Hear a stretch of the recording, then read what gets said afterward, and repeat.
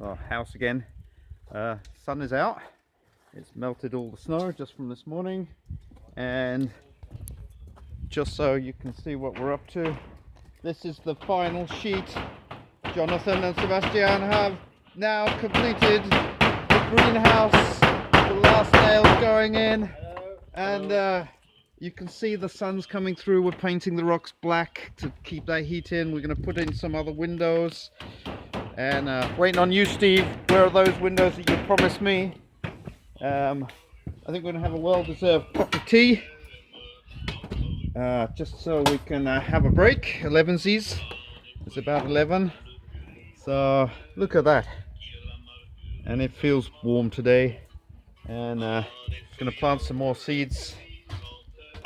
Keep them going. You can actually take these things down into the greenhouse because you can feel the sun coming through. It feels warm just here right now.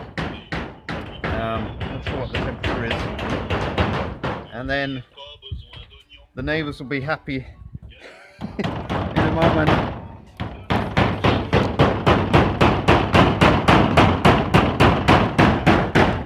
So the vision I had a year ago is now finished, almost. Still a bit to do.